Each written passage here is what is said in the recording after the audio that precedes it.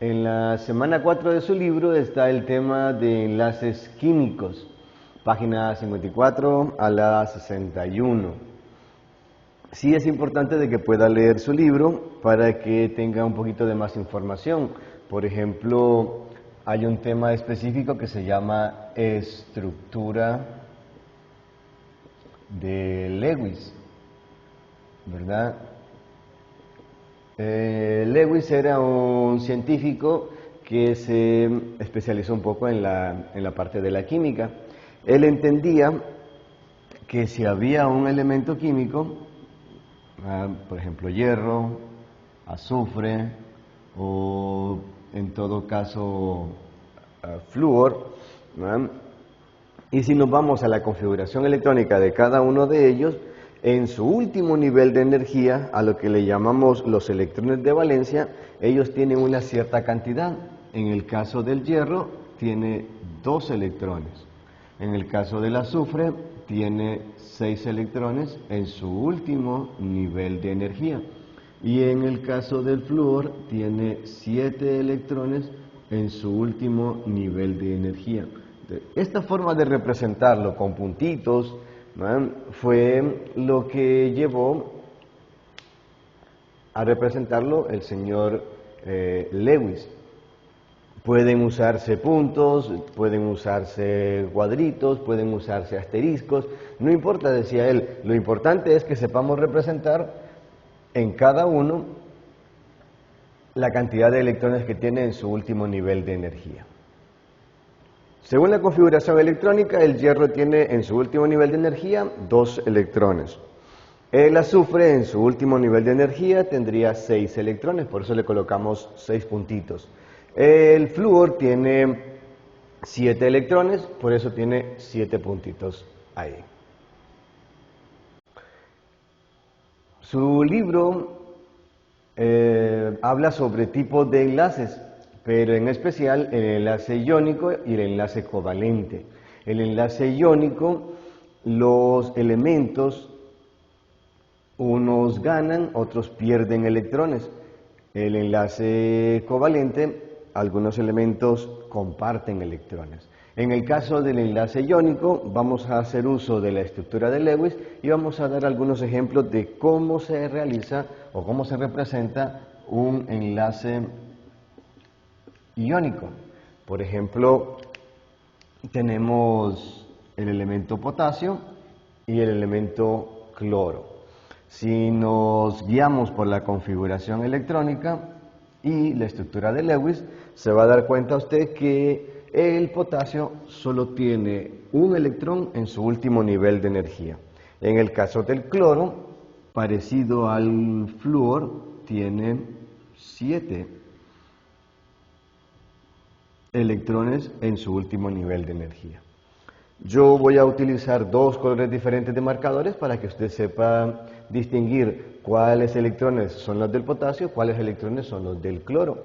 Pero si solamente tiene un lápiz y quiere volver a hacerlo usted en el cuaderno, aquí podríamos utilizar, en vez de un puntito, un asterisco.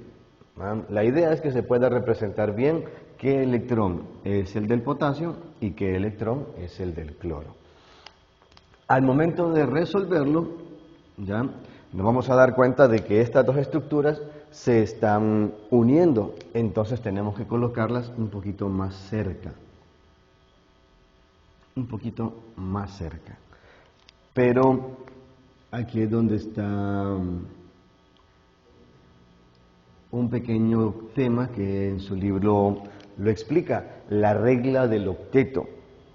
Es decir, todos los elementos de la tabla periódica tratan o quieren de tener 8 electrones en su último nivel de energía. El cloro tiene 7, el potasio tiene 1, y acá está el dilema. Nadie le va a regalar 7 electrones al potasio para que pueda tener 8 electrones en su último nivel de energía. Sale mucho más fácil de que el cloro tenga un solo electrón que alguien se lo vaya a regalar. Por eso el potasio pierde su único electrón que tiene libre y el cloro gana ese electrón. Pero indirectamente nadie gana, nadie pierde. En este caso, el potasio pierde 1, el cloro gana 1. Esto que está acá arriba es lo que le llamamos iones. ¿Ven? Y lo más importante, esos numeritos los podemos identificar en la tabla periódica. Fíjese en la tabla periódica, ubiquemos el elemento número 19 que se llama potasio. En el espacio, abajo de ese número rojo o de ese número que le vamos a llamar o le llamamos masa atómica, existe un numerito número 1. Si se va a la simbología de la tabla, ahí nos vamos a dar cuenta de que ese símbolo significa valencia. Entonces, el ion del potasio es más 1.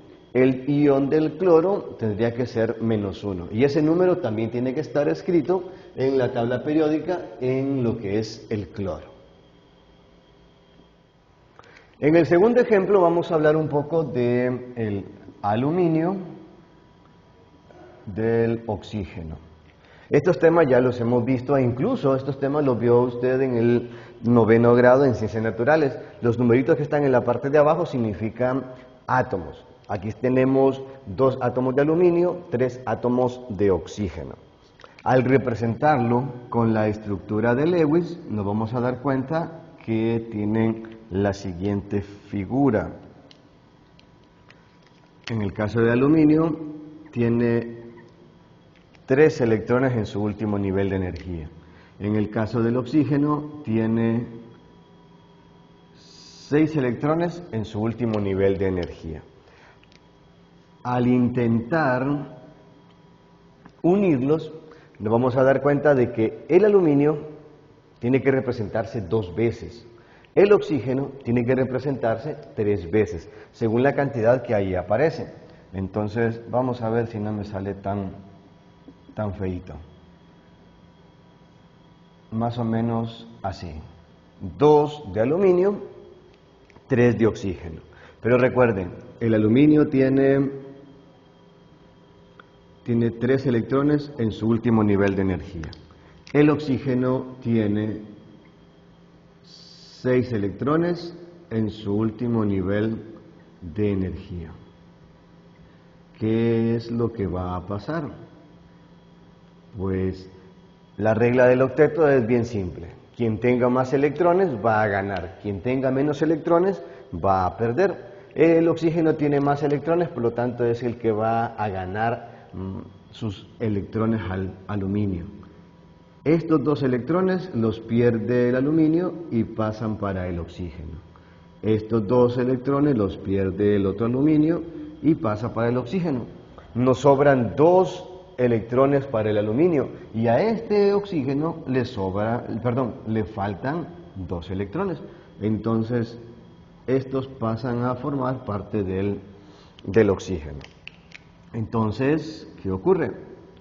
El aluminio pierde 3 electrones, el oxígeno gana 2 electrones. Recuerde, esto usted lo puede comprobar en la tabla periódica revisando las valencias de cada elemento. Bien, algo importante, en el enlace iónico, dice su libro, tiene que haber metal y no metal, pero forzosamente tiene que haber un metal para que se llame iónico. En el enlace covalente tienen que haber solamente no metales. Por ejemplo, tenemos hidrógeno y tenemos azufre, ¿verdad? Son 2 no metales. Aunque a veces puede ser un poquito engañoso porque el hidrógeno está al lado izquierdo de su tabla periódica, pero está representado por un gas, por lo tanto es un no metal. Si queremos hacer la estructura de Lewis para el hidrógeno, este solamente tiene un electrón. Y si quisiéramos hacer la estructura para el azufre, este tiene 6. De hecho, ya lo habíamos hecho al inicio del video. Bien, ¿cómo realizar este este tipo de enlace? Pues sencillo. La mejor información o lo mejor que podemos hacer es intentar o tratar de formar una especie de cruz con estos elementos. Lógicamente que no lo vamos a construir de manera exacta, pero sí vamos a intentar representar la información. Por ejemplo, el azufre tendría que ir en el centro porque es el que va a unir todo. Y vamos a colocar los electrones de esta manera. ¿Qué ocurre? Tenemos un hidrógeno y tenemos otro hidrógeno. Y este va a tener sus propios electrones. Al final, entonces, esto y esto forman lo que se llama enlace. Si lo quisiéramos escribir de una manera un poquito más ordenada, entonces esto lo podríamos representar así, ¿verdad? Y a esto es a lo que le llamamos enlace covalente. Vea, el azufre tiene 6, pero comparte este electrón con este electrón. Entonces, indirectamente estamos diciendo de que al compartirlo, este electrón le pertenece tanto al azufre como al hidrógeno. Este electrón le pertenece al azufre tanto como al hidrógeno. Entonces son como parte también del azufre. 1, 2, 3, 4, 5, 6. Más este que comparte son 7. Más este que comparte son 8. Regla del octeto. Ahora, el problema es el hidrógeno. El hidrógeno nunca va a poder tener 8 electrones. Entonces, él simplemente se va a conformar con tener 2 electrones en su último nivel de energía. El electrón que tiene y el que comparte, entonces forman 2 electrones. Otro ejemplo del enlace covalente, en este caso vamos a usar otro no metal que se llama nitrógeno. Nitrógeno combinado con el hidrógeno. Si lo revisa en el libro o en alguna página de internet, este tiene un nombre especial, se llama amoníaco. Entonces, según la estructura de Lewis, el nitrógeno va a tener 1, 2, 3, 4, 5 electrones en su último nivel de energía. El hidrógeno, como ya lo dijimos, tiene un solo electrón. Entonces, para intentar formar una cruz con estos elementos, pues sería a este lado colocarle otro hidrógeno y a este lado le colocamos otro hidrógeno. ¿Ven? La idea es siempre intentar formar una pequeña cruz. ¿Ven? Esto, al escribirlo de manera un poquito más ordenada, nos quedaría el nitrógeno en medio, hidrógeno, hidrógeno, hidrógeno, ¿verdad? Y así se representa la estructura de Lewis o el enlace covalente en este caso. El nitrógeno tiene 5 electrones en su último nivel de energía, pero comparte este y comparte este, lo que significa que al final llega a completar 8 electrones en su último nivel de energía. Eso es lo que necesitamos que usted practique en casa. Vamos a hacer otro ejemplo del enlace covalente, pero en este caso con el azufre. Los elementos, si no tienen con quién combinarse o con quién hacer el enlace, lo hacen consigo mismo. En este caso, vea que el azufre tiene, en su último nivel de energía, tiene 6 electrones de valencia. En este caso, ambos azufres van a tener 6 electrones en su último nivel de energía. Entonces, si comparten este electrón, 1, 2, 3, 4, 5, 6, más este electrón que comparten serían 7. Y si comparten un electrón más, entonces serían 8 electrones para cada azufre. Si lo quisiéramos representar de una manera un poquito más limpia, entonces sería más o menos así. Entonces, si a algún elemento le hace falta realizar un enlace más, ese enlace lo podemos repetir y sería un doble enlace o, si es posible, hasta un triple enlace. Bien, el video hablamos un poco de los enlaces químicos, los tipos de enlace, la estructura de Lewis y, sobre todo, revise las páginas 54 y 61 de su libro. Por favor, lea esas páginas para que tenga mejor información sobre el tema. Le dejo aquí algunos ejercicios por si desea practicar. En su libro también existen otros ejercicios. Muchas gracias.